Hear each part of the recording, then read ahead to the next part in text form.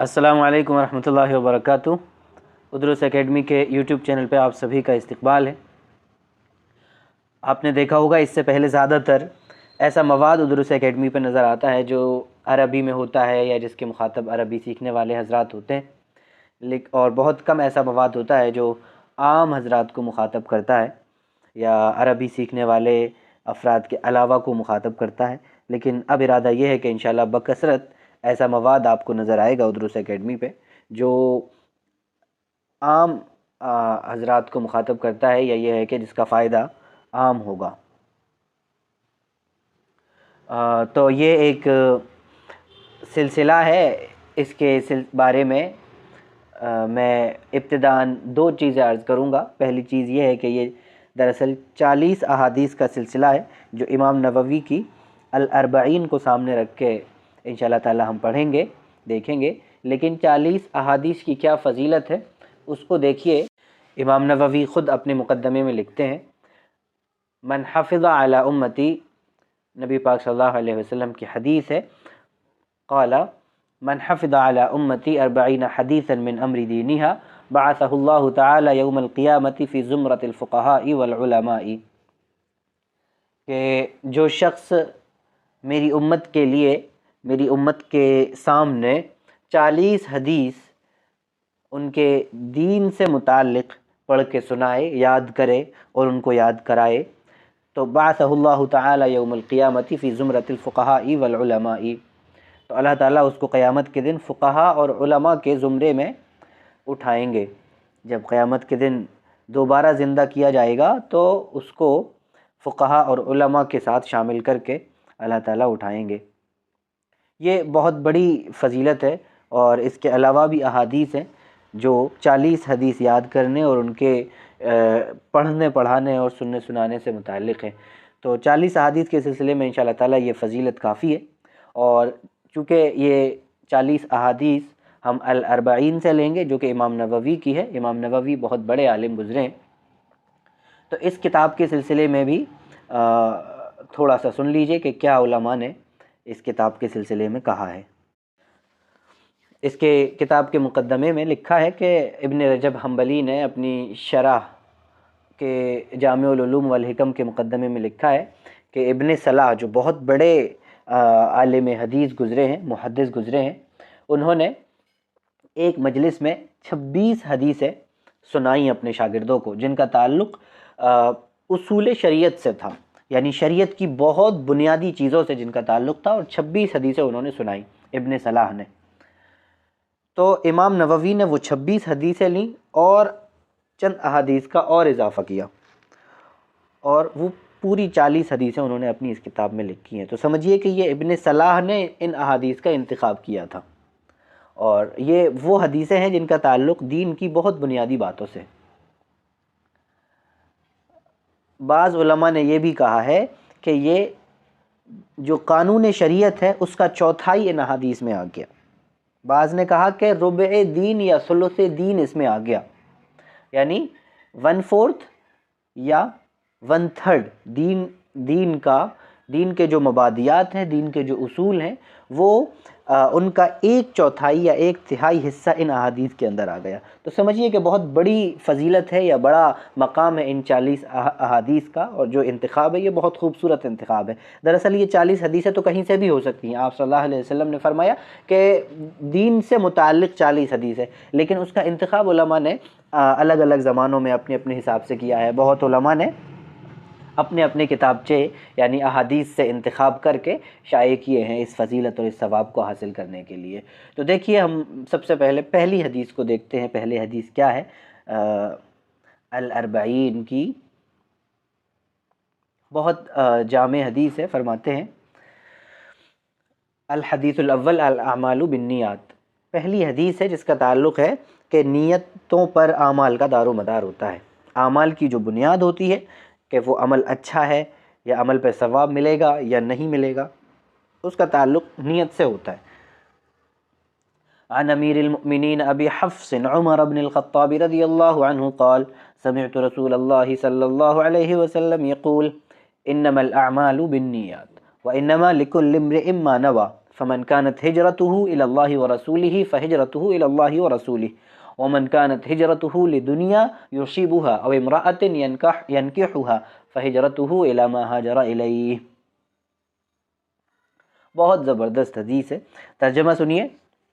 آپ صلی اللہ علیہ وسلم نے ظاہر نیتوں سے متعلق فرمایا کہ نیت کا بہت بڑا کردار ہوتا ہے. اور سمجھیے کہ میں یہ سمجھتا ہوں کہ اسلام کی یہ خصوصیت ہے کہ وہ نیت پہ بھی بات کرتا ہے, اور نیت پہ اس انداز میں بات نہیں کرتا کہ انسان اس نیت کو جج کریں گے آپس میں کہ اس کی نیت یہ تھی یا اس کی نیت یہ تھی, بلکہ یہ ایک طرح سے اللہ کا اور بندے کا تعلق ہوتا ہے, اور وہ ایک طرح سے کمیونیکیشن ہوتا ہے, اور یہ بندے کا اور اللہ کا معاملہ ہوتا ہے. دراصل اس سینس میں اسلام اس بارے میں بات کرتا ہے. اس طرح سے نہیں کہ انسان ایک دوسرے کو اس حوالے سے جج کرنے لگیں گے کہ فلاں کی نیت کیا تھی اور فلاں کی نیت کیا تھی, اس طرح سے نہیں. تو بہرحال انسان کی جو نیت ہوتی ہے, جس نیت سے وہ کام کرتا ہے, تو اللہ تعالیٰ اس عمل کو اسی خانے میں رکھ دیتے ہیں. مثال کے طور پہ کسی نے بہت سارا پیسہ خرچ کیا, لیکن وہ پیسہ دکھانے کے لیے کیا, اس لیے کیا پیسہ خرچ تاکہ اس کو سخی کہا جائے, بہت پیسے والا کہا جائے. تو اللہ کی نظر میں وہ کوئی ثواب کے کام میں یا ثواب کے طور پہ نہیں لکھا جائے گا, بلکہ اس کو اسی طرح لکھا جائے گا کہ ہاں ٹھیک ہے, اس نے یہ پیسہ دکھاوے کے لیے خرچ کیا تو ٹھیک ہے, دنیا میں اس کو سخی کہہ دیا گیا. اس طرح سے تو آپ صلی اللہ علیہ وسلم فرماتے ہیں کہ سمعت رسول اللہ صلی اللہ علیہ وسلم یقول. حضرت امیر المؤمنین ابو حفص عمر بن الخطاب رضی اللہ عنہ کی روایت ہے, آپ صلی اللہ علیہ وسلم کو یہ ارشاد فرماتے ہوئے سنا انہوں نے, انما الاعمال بالنیات, اعمال کا دار و مدار نیت پر ہوتا ہے. جیسی نیت ہوگی اعمال کو اسی طرح سے دیکھا جائے گا اللہ کی نظر میں, انسان نہیں اس کو جج کریں گے. وَإِنَّمَا لِكُلِّ امْرِئٍ مَّا نَوَىٰ, ہر شخص کو وہ مل جائے گا, ہر شخص کے مقدر میں, ہر شخص کے تعلق سے اس کے نامہ اعمال میں وہ لکھ دیا جائے گا جو اس نے نیت کی ہے. فمن كانت ہجرتہ الی اللہ ورسولہ فہجرتہ الی اللہ ورسولہ, یعنی یہ بہت بڑے عمل کی مثال ہے. دین میں بہت بڑا عمل ہے ہجرت کرنا, اور جو صحابہ نے ہجرت مکہ سے مدینے کے لیے کی تھی, ظاہر ہے اس کا تو مقام ہی بہت اونچا ہے.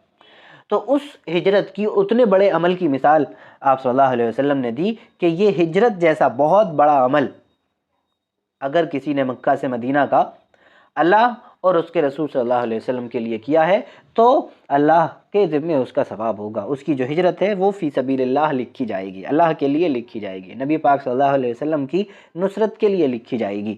لیکن اگر کسی کی ہجرت دنیا کے لیے تھی کہ وہاں زیادہ پیسہ نہیں ہے, لیکن اس جگہ آ جائیں گے تو زیادہ پیسہ ہے, یہاں تجارت زیادہ اچھی چلے گی, مکہ میں زیادہ آپشنز نہیں ہیں, وہاں کھیتی نہیں ہے, لیکن مدینے میں زیادہ آپشنز ہیں کاروبار کے, کھیتی کے, یہاں کا بازار زیادہ اچھا ہے مثال کے طور پہ, اور اگر یہاں اس لیے آئے گا تو پھر اس کی ہجرت بھی بس اسی لیے لکھی جائے گی کہ یہ اپنے بزنس یا دنیاوی مفاد کے لیے اس نے ہجرت کی تھی, یا کسی نے ہجرت کی تھی کسی خاتون سے نکاح کے لیے کہ مکہ سے مدینہ اس لیے آ رہے ہیں تاکہ خاتون سے وہاں نکاح ہو جائے گا, تو فہجرتہ الی ما ہاجر الیہ, تو اس کی ہجرت اللہ کے یہاں بس اسی کے لیے لکھی جائے گی جس کے لیے اس نے ہجرت کی ہے, اس کو پھر ثواب نہیں ملے گا.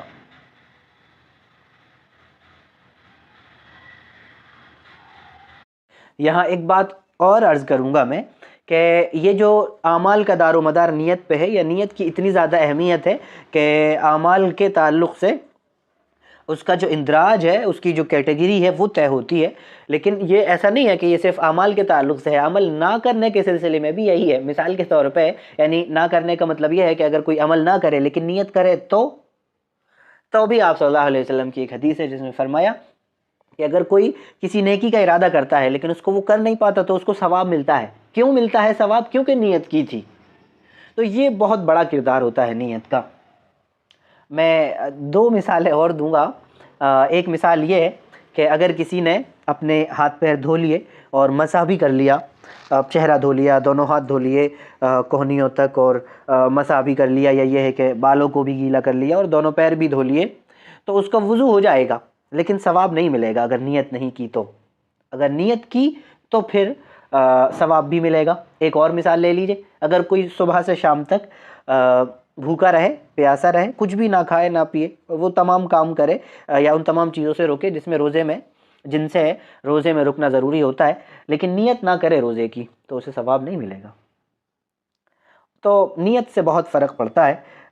اسی طرح سے فقہا نے ایک مثال کتابوں میں لکھی کہ اگر کوئی شخص غسل کرے، یا یہ ہے کہ وہ پانی ویسے ہی استعمال کر رہا ہے اور اپنے بدن پہ، جسم پہ پانی ڈال رہا ہے روزے کی حالت میں، تو ظاہر ہے پانی چونکہ فضول ڈال رہا ہے، اس کا کوئی مقصد نہیں ہے، تو یہ پانی کا ضیاع ہے۔ لیکن اگر وہ اس میں برودت کی نیت کر لے کہ وہ ٹھنڈک حاصل کرنے کے لیے یہ پانی استعمال کر رہا ہے یا غسل کر رہا ہے، یا ایکسٹرا پانی غسل کرنے میں لے رہا ہے، اور اس میں وہ ٹھنڈک حاصل کرنے کی نیت کر لے، تو یہ پانی کا استعمال اب ضیاع نہیں ہوگا، ویسٹ نہیں کہلائے گا پانی کا، بلکہ ایک طرح سے وہ بامقصد اس کا پانی کا استعمال کہلائے گا۔ تو نیت سے بہت زیادہ فرق پڑتا ہے، اور لیکن نیت کا تعلق وہی ہے کہ کوئی انسان اس کو جج نہیں کر سکتا، بلکہ اللہ کے اور انسان کے مابین وہ معاملہ ہوتا ہے۔ اور ہم بات کر سکتے ہیں، انکریج کر سکتے ہیں کسی کو، کہہ سکتے ہیں کہ نیت اچھی ہونا چاہیے، لیکن جج نہیں کر سکتے کہ آپ کی نیت اچھی تھی یا آپ کی نیت اچھی نہیں تھی۔ تو امید ہے کہ یہ حدیث سمجھ میں آئی ہوگی، اور انشاءاللہ تعالیٰ یہ سلسلہ سبھی کو خوب پسند آئے گا، اور اگر پسند آتا ہے تو آپ اس کو اپنے دوست احباب کے ساتھ ضرور شیئر کیجیے گا۔ جزاکم اللہ۔ السلام علیکم ورحمۃ اللہ۔